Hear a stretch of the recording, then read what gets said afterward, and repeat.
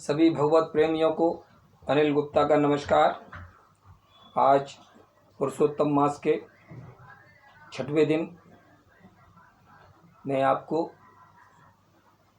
तीसरा अध्याय का कथन करता हूँ। इस पर ओम श्री परमात्मने नमः। इस पर अर्जुन ने प्रश्न किया कि हे जनार्दन, यदि कर्मों की अपेक्षा ज्ञान आपके श्रेष्ठ मान्य है तो फिर हे केशव, मुझे भयंकर कर्म में क्यों लगाते हैं तथा आप मिले हुए से वचन से मेरी बुद्धि को मोहित सी करते हैं। इसलिए उस एक बात को निश्चय करके कहिए कि जिससे मैं कल्याण को प्राप्त होऊं। इस प्रकार अर्जुन के पूछने पर भगवान श्री कृष्ण महाराज बोले कि हे निष्पाप अर्जुन, इस लोक में दो प्रकार की निष्ठा मेरे द्वारा पहले कही गई हैं, ज्ञानियों की ज्ञान योग से और योगियों की निष्काम कर्म योग से। परंतु किसी भी मार्ग के अनुसार कर्मों को स्वरूप से त्यागने की आवश्यकता नहीं है, क्योंकि मनुष्य न तो कर्मों के न करने से निष्कर्मता को प्राप्त होता है और न कर्मों के त्यागने मात्र से भगवत साक्षात्कार रूप सिद्धि को प्राप्त होता है, तथा सर्वथा कर्मों का स्वरूप से त्याग हो भी नहीं सकता, क्योंकि कोई भी पुरुष किसी काल में क्षण मात्र भी बिना कर्म किए नहीं रहता है। निसंदेह सभी पुरुष प्रकृति से उत्पन्न हुए गुणों द्वारा परवश हुए कर्म करते हैं। इसलिए जो मूल बुद्धि पुरुष कर्मेंद्रियों को हठ से रोककर इंद्रियों के भोगों को मन से चिंतन करता रहता है, वह मिथ्याचारी अर्थात दंभी कहा जाता है। और हे अर्जुन, जो पुरुष मन से इंद्रियों को वश में करके अनासक्त हुआ कर्मेंद्रियों से कर्मयोग का आचरण करता है, वह श्रेष्ठ है। इसलिए तू शास्त्र विधि से नियत किए हुए स्वधर्म रूप कर्म को कर, क्योंकि कर्म न करने की अपेक्षा कर्म करना श्रेष्ठ है, तथा कर्म न करने से तेरा शरीर निर्वाह भी नहीं सिद्ध होगा। हे अर्जुन, बंधन के भय से भी कर्मों का त्याग करना योग्य नहीं है, क्योंकि यज्ञ अर्थात विष्णु के निमित्त किए हुए कर्म के सिवा अन्य कर्म में लगा हुआ ही यह मनुष्य कर्मों द्वारा बनता है। इसीलिए हे अर्जुन, आसक्ति से रहित हुआ उस परमेश्वर के निमित्त कर्म का भली प्रकार आचरण कर।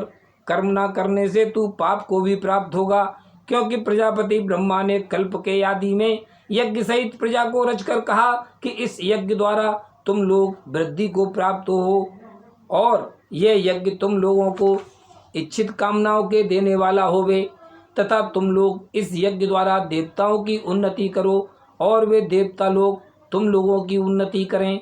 इस प्रकार आपस में कर्तव्य समझकर उन्नति करते हुए परम कल्याण को प्राप्त होवोगे, तथा यज्ञ द्वारा बढ़ाए हुए देवता लोग तुम्हारे लिए बिना मांगे ही प्रिय भोगों को देंगे। उनके द्वारा दिए हुए भोगों को जो पुरुष इनके लिए बिना दिए ही भोगता है, वह निश्चय चोर है। कारण कि यज्ञ से शेष बचे हुए अन्न को खाने वाले श्रेष्ठ पुरुष सब पापों से छूटते हैं, और जो पापी लोग अपने शरीर पोषण के लिए ही पकाते हैं, वे तो पाप को ही खाते हैं। क्योंकि संपूर्ण प्राणी अन्न से उत्पन्न होते हैं, और अन्न की उत्पत्ति वृष्टि से होती है, तथा वृष्टि यज्ञ से होती है, और वह यज्ञ कर्मों से उत्पन्न होने वाला है। तथा उस कर्म को तू वेद से उत्पन्न हुआ जान, और वेद अविनाशी परमात्मा से उत्पन्न हुआ है। इससे सर्वव्यापी परम अक्षर परमात्मा सदा ही यज्ञ में प्रतिष्ठित हैं। हे पार्थ, जो पुरुष इस लोक में इस प्रकार चलाए हुए सृष्टि चक्र के अनुसार नहीं बरतता है, अर्थात शास्त्रानुसार कर्मों को नहीं करता है, वह इंद्रियों के सुख को भोगने वाला पापायु पुरुष व्यर्थ ही जीता है। परंतु जो मनुष्य आत्मा ही में प्रीति वाला और आत्मा ही में तृप्त तथा आत्मा में ही संतुष्ट होवे, उसके लिए कोई कर्तव्य नहीं है, क्योंकि इस संसार में उस पुरुष का किए जाने से भी कोई प्रयोजन नहीं है और न किए जाने से भी कोई प्रयोजन नहीं है, तथा इसका संपूर्ण भूतों में कुछ भी स्वार्थ का संबंध नहीं है।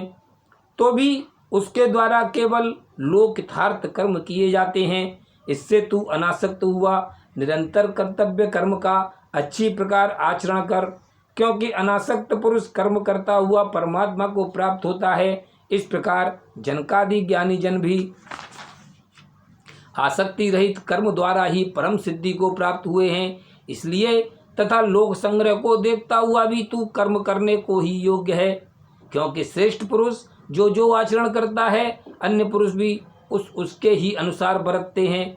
वह पुरुष जो कुछ प्रमाण कर देता है लोग भी उसी के अनुसार बरतते हैं। इसलिए हे अर्जुन, यद्यपि मुझे तीनों लोकों में कुछ भी कर्तव्य नहीं है तथा किंचित भी प्राप्त होने योग्य वस्तु अप्राप्त नहीं है, तो भी मैं कर्म में ही बरतता हूँ, क्योंकि यदि मैं सावधान हुआ कदाचित कर्म में ना बरतूं तो हे अर्जुन, सब प्रकार से मनुष्य मेरे बर्ताव के अनुसार बरतते हैं, अर्थात बरतने लग जाएं, तथा यदि मैं कर्म ना करूं तो ये सब लोग भ्रष्ट हो जाएं और मैं वर्ण संकर का करने वाला हूँ तथा इस सारी प्रजा का हनन करूं, अर्थात मारने वाला बनूं। इसलिए हे भारत, कर्म में आसक्त हुए अज्ञानी जन जैसे कर्म करते हैं वैसे ही अनासक्त हुआ विद्वान भी लोक शिक्षा को चाहता हुआ कर्म करे। ज्ञानी पुरुष को चाहिए कि कर्मों में आसक्ति वाले अज्ञानियों की बुद्धि में भ्रम अर्थात कर्मों में अश्रद्धा उत्पन्न ना करे, किंतु स्वयं परमात्मा के स्वरूप में स्थित हुआ और सब कर्मों को अच्छी प्रकार करता हुआ उनसे भी वैसे ही करावे। हे अर्जुन, वास्तव में संपूर्ण कर्म प्रकृति के गुणों द्वारा किए हुए हैं, तो भी अहंकार से मोहित हुए अंतःकरण वाला पुरुष मैं करता हूँ ऐसे मान लेता है। परंतु हे महाबाहो, गुण विभाग और कर्म विभाग के तत्व को जानने वाला ज्ञानी पुरुष संपूर्ण गुणों में बरतते हैं ऐसे मानकर नहीं आसक्त होता है, और प्रकृति के गुणों से मोहित हुए पुरुष गुण और कर्मों में आसक्त होते हैं। उन अच्छी प्रकार न समझने वाले मूर्खों को अच्छी प्रकार जानने वाला ज्ञानी पुरुष चलायमान ना करे। इसलिए हे अर्जुन, तू ध्यान निष्ठ चित्त से संपूर्ण कर्मों को मुझ में समर्पण करके आशा रहित और ममता रहित होकर संताप रहित हुआ युद्ध कर।